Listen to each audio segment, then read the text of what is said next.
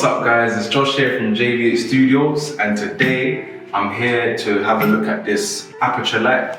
I recently made this purchase for the company, for the business, for our productions that we've been working on because we need some additional lighting on our shoots. So I went with the Aputure 60D, and I'm going to talk about my first impressions of it. My first, not a review, but I'm just going to give my first thoughts on it, because so far we've done 3 shoots with it, and you'll be able to see some of the footage that we got from it, some stills and some behind the scenes content from there. But I'm going to talk to you about what is actually in here, what you get with it, and I'm going to talk you through how to set it up as well. So here we go. So here's the first bit now. So first of all, nice carrying case. As I open up the box now,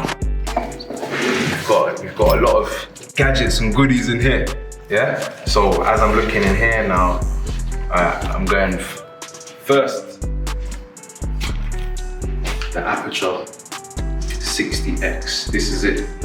This is what we're using now for our main light on our shoots now. So this is it, the Aputure 60x. As you can see, it's quite compact, and you can be able to shift it around with you where you need to go. Apparently it's waterproof as well, but hey, I don't really want to test it yet. So we're going to be using it mainly for indoor shoots, but it also has a battery powered. If I go in the box, so you've got your charger here as well. But that's not what I'm looking for. What I'm looking for is the adapter. So you can charge it up. You can use it outdoors, so it's got 2 battery slots here for you to use. You've got your barn doors.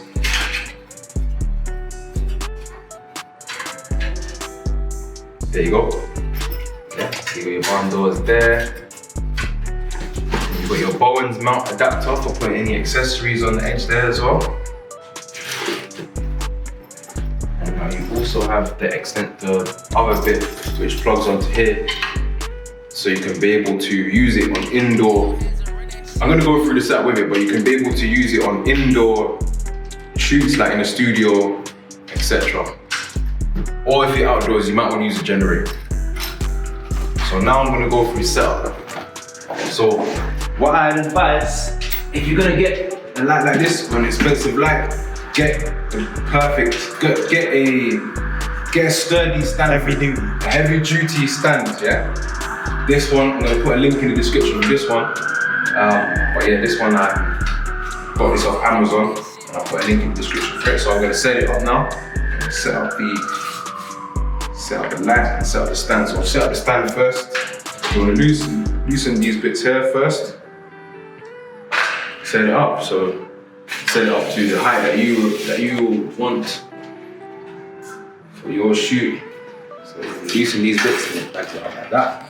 So for this one, I'm going to keep it here, just at my level. For the purpose of the tutorial, I'm going to show you how to set up the light. So here's the light.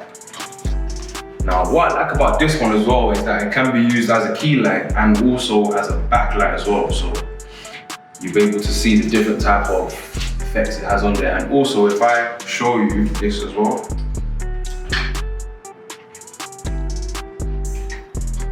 so you can be able to flood it to spread the source of the light outwards, or you could make it like a spotlight effect as well. And this changes your white balance to make it from tungsten to daylight, and this also changes your light settings, and that's your power button as well. So there you go. Plug this in, but yeah, there you go. So that seems like it's sturdy on there. I'm gonna bring this down more so you can see. There you go. Okay, that's the light for me. So now I'm gonna imagine that we were shooting in an outdoor scenario. I'd get our V-lock adapters. So what I want to do, plug this in. Yep. And then touch it there. Now that's clicked on. So now what I can do is get 2 batteries. So this light is able to take V-mount batteries as well, but it comes with the adapter which allows you to connect these type of batteries, the NP type batteries, NP, and these specific ones are, if I read it out right here, it's NP F960/F970, and I'll leave a link in the description for these as well. And the V-mount battery too. And you plug in. And I'm not gonna have the light. You don't wanna do this. See? So what you wanna do, put the light away from you. Okay, so now you just press the power button. You can see both of them blue lights are on. Now you press the power button. And now you see it's very bright. Very, very bright here. And that's the 0 power. Now we're going up. And 50%. That's what we're on now. And then the most powerful setting now, let's go all the way to 100 now. There you go, that's at 100. But you'll be able to see how I can make it warm, like a nice hot summer's day, or cold, like a blizzard storm on a winter's evening. So you can tweak the settings to your requirements for the shoot. And now, if I want to attach the barn doors, oh yeah. And now you've got different modes here. And because I'm still getting used to it, I'm not gonna go through it too much because I'm still getting the hang of it. But as you can see, it's got different modes here of how you can do it. So.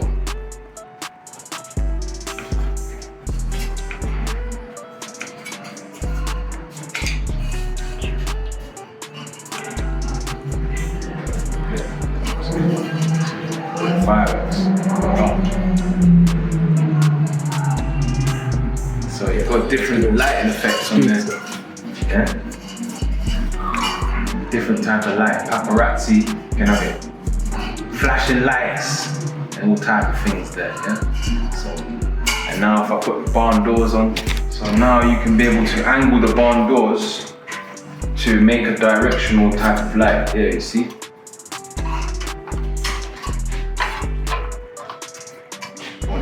Direction or pointing at a different direction, and also you can use the adjustments here to direct the light where you want to go. You can direct the light where you want it to go. So to round up now, I'm gonna have just a quick chat about the 3 other shoots that we've been on. So one of them, I would say it worked very well because actually all 3, was it all 3 of them? We've done 3 shoots and they were all indoors. So one was in a hospital, and the second one was in a nightclub venue, and the third one was outdoors. Where? And like me, skateboard. Oh yeah, and then the third shoot was actually outdoors. That third shoot was very challenging because we realized that with these type of batteries, it doesn't last long, especially if you got the intensity at a high level. The battery tends to die fairly quickly within less than 1 hour, right? Within less than 1 hour, the battery was dying. So, but that's if you forget to turn it off. Yeah, if you conserve the energy of the battery, you'll be fine. But I would say invest in V-mount, which we're going to invest in, or just have stock up on loads of these. But the adapter's a good thing because you always have extras. You always have extras. You always have them. You always have extras. So that's probably one disadvantage I say. But overall, this light has been, so far it's been amazing.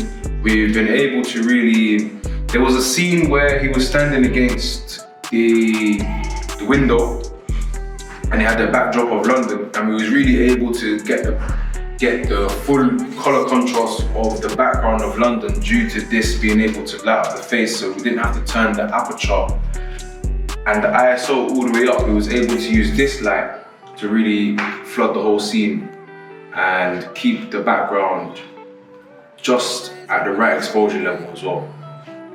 Yeah, and that was Man Like Me, which this might be out by the time, maybe, but you'll be able to see that video soon. If not, then we'll put some clips up there. And for Danny's shoot, big up to Danny each and every time.